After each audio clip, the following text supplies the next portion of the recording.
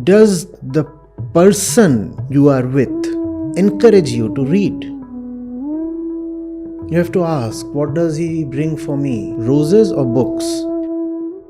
If someone has a stake in making you better, that person will push you towards books. Books are what we all need.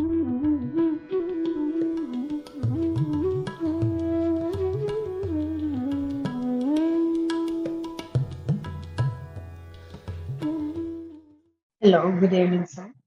So, one of the essence of spirituality is Vasudhaiva Kutumbakam, the world as a one family. But the present trends that we are seeing happening and the countries are evolving into unilateralism and self-interest, as you say, power absorption and phenomena like racism, terrorism, and intolerance. These things are perpetuated by technology. So, this is posing a big challenge in attaining this one world concept. So, my question is that what do you think is a way forward of attaining a spirituality as a global consciousness phenomena? No.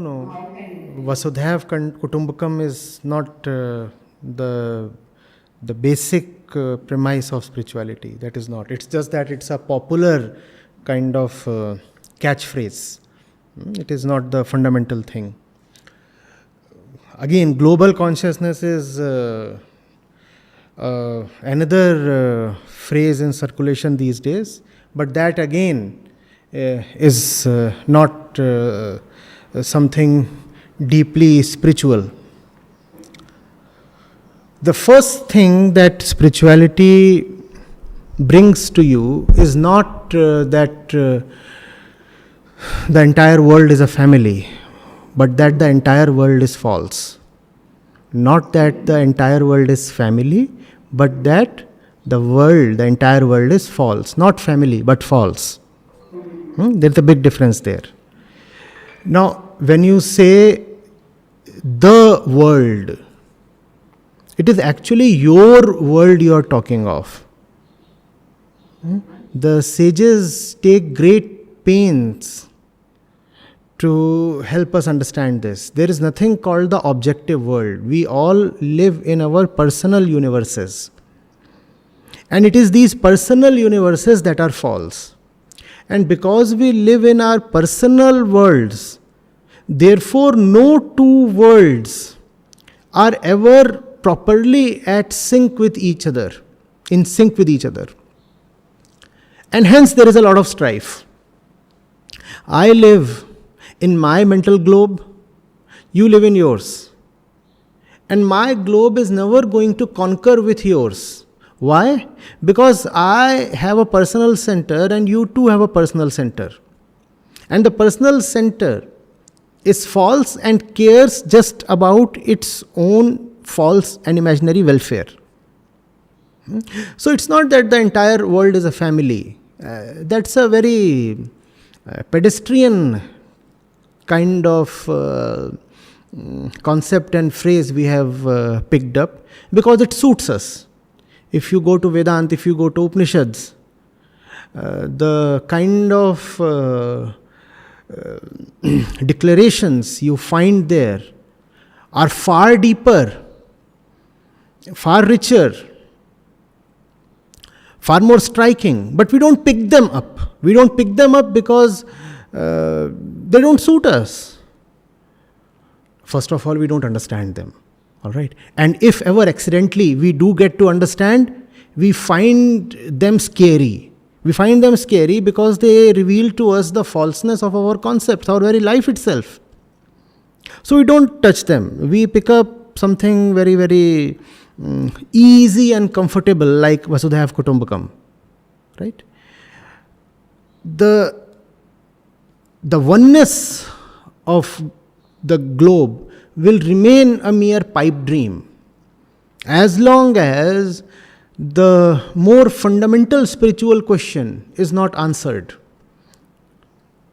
The fundamental question is, who am I? And as you go into it, you discover that most of that which you consider as yourself is a mere phantom. Our past speaks, from within us, borrowed concepts, our mouth spouts,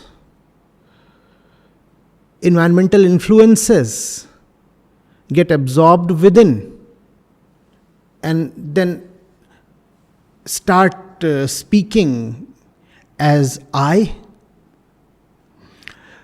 And when you see that, then you say, how can I insist on my desires, on my concepts, on my beliefs, my opinions, my thoughts? How can I insist on any of these? And that's when the Vedantic process of neti neti begins. You start dropping. You say, it's not worth it. It's not worth it carrying the false into the future.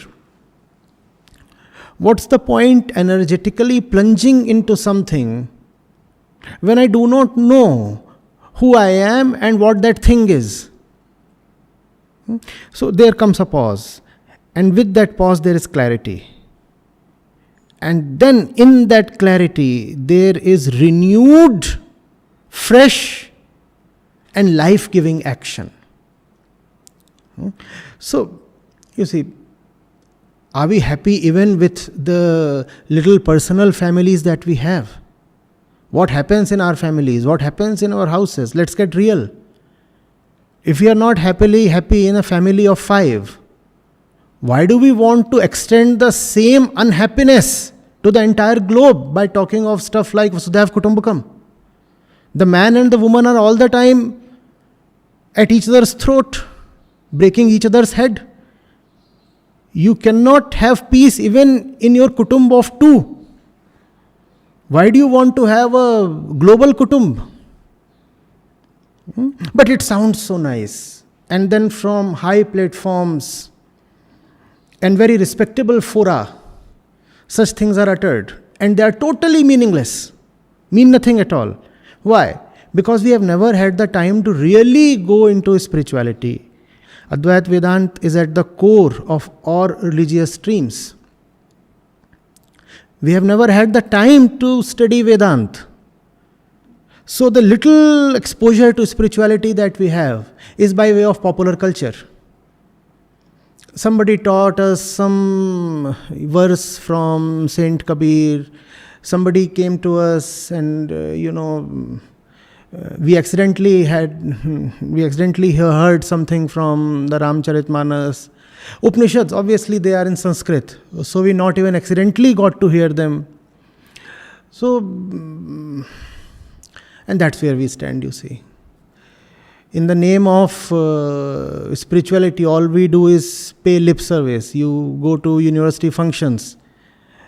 Before they start doing what they want to, they have something called the Saraswati Vandana and lamp lighting and such stuff. And whenever I am on such a stage, let me put it clearly, I cringe. Do we even know what we are doing? But we use Sanskrit and cultural motifs to just lend respectability to whatever we are doing, without understanding even 1% of what Vedanta is about. I request that let's please initiate a course on Vedanta. Let's have a compilation of the richest, the juiciest verses, and at least some students will benefit. At least the faculty members will benefit. So, yeah. I have much to say. It's just that I'm blocked by the context and the paucity of time. Yes, sir, I understand. But I also have one thing. Without we feeling oneness, how can we gonna face the global challenges that we are facing today? But you do not know the one you are. How will you feel oneness with the one that the other is? So spirituality, what is the scope of spirituality in this case? First of all, know the one you are. Oneness with the other is a far-fetched thing. I do not know who I am. How will I find my brother? Tell me, please. You want to have universal brotherhood. You do not know your own name. How will you identify your brother? So it means like each individual has to search for themselves, then we have to find. Obviously. The moment you search for yourself, you find all that which keeps you divided and distinct from the other. You not only find that, but you also find that it is false. And with that discovery, oneness is established on its own. You do not have to search or strive for it. Oneness is not an accomplishment in the outer direction. Oneness is a discovery within. You have to look into yourself. You cannot, remaining deluded and torn within, you cannot go to your neighbor's house and hug him and say, now the two of us are one. That will be meaningless. No.